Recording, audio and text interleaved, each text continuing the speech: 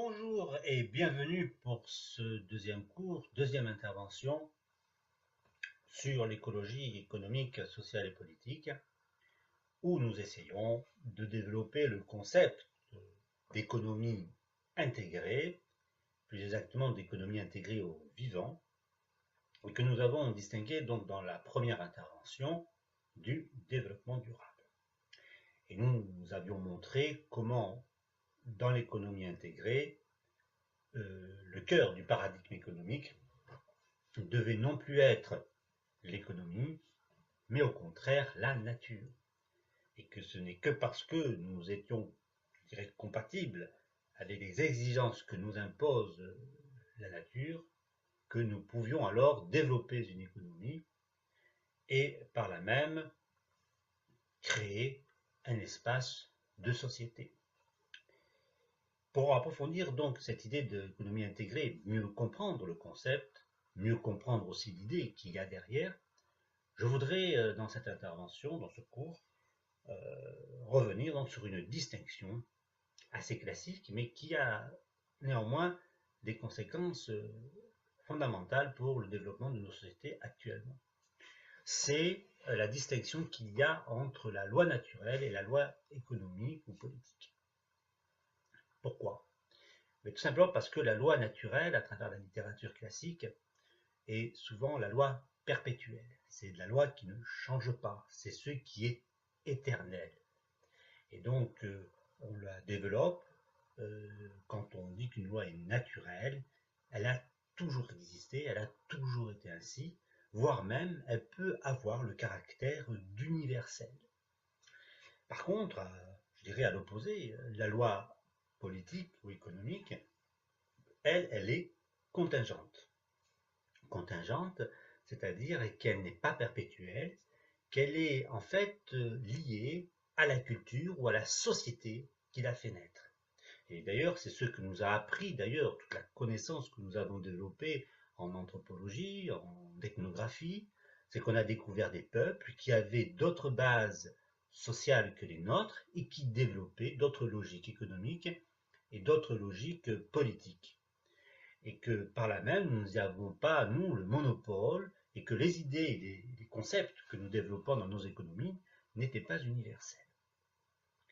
Et donc, si vous voulez, c'est cette distinction fondamentale entre la loi naturelle qui est perpétuelle, permanente, et la loi économique et politique qui, elle, au contraire, est contingente. Elle est contingente aux sociétés, aux cultures, mais aussi aux lois, tout simplement, que votent les hommes. Et donc, je dirais que cet état-là, les hommes ne sont pas satisfaits.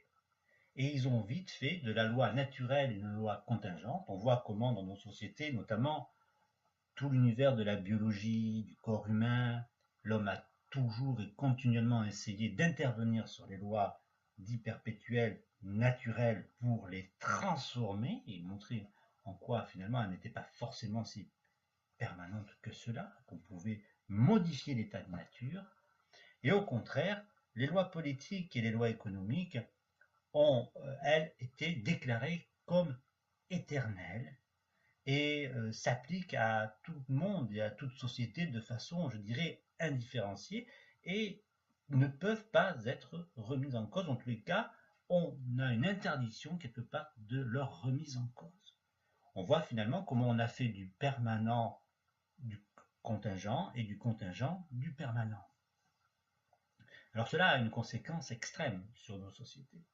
C'est que dans la mesure où vous considérez une loi économique comme perpétuelle alors qu'elle ne l'est pas, eh bien ce n'est plus à la société, au monde économique de s'adapter, mais c'est au contraire ce qu'il a en face, c'est-à-dire à la nature et à l'homme notamment, de s'adapter à cette loi perpétuelle.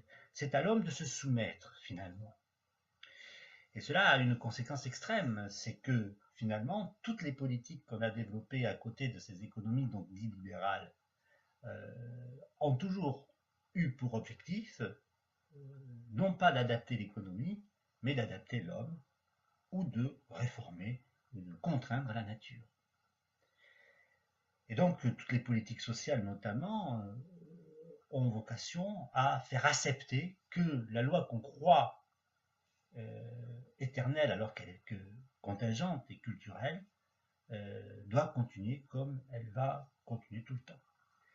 Et cette situation crée un moment des situations de blocage extrême et de non-communication, je dirais, entre ceux qui subissent de plein front cette économie et cette domination et ceux qui profitent de façon de plus en plus restreinte, je dirais, parce que le nombre est de plus en plus restreint, des avantages exorbitants de ces lois dites économiques et perpétuelles, alors qu'elles ne sont en fait que le résultat de sociétés ou de cultures et de rapports souvent de pouvoir. Et donc cela a des conséquences extrêmes, a des conséquences directes, alors que quand on commence à se dire, comme nous allons le faire et comme nous commençons à le faire dans ces interventions, que cette loi économique, donc qui a placé la rentabilité au cœur du paradigme économique, peut changer, et qu'au contraire, au cœur de ce paradigme économique, nous pouvons y mettre le paradigme de la nature, donc qui demande à l'économie de s'adapter d'abord à la nature avant de développer des initiatives de développement, d'exploitation, eh bien ça change tout, ça ouvre des possibilités qu'on n'avait pas avant, et ça débloque finalement une société qui était complètement bloquée. Ça recrée en fait des réseaux de communication. Mais cela ne se fait pas sans difficulté, et c'est pour ça que nous commencerons cette série de cours sur l'écologie économique, sociale et politique pour justement développer cette idée d'économie intégrée. Et aujourd'hui, nous avons donc vu cette distinction entre loi naturelle et loi économique et sociale, et comment cette loi économique qui se voudrait perpétuelle n'est en fait que contingente aux sociétés et aux cultures qui les développent. Je vous remercie et je vous dis à très bientôt.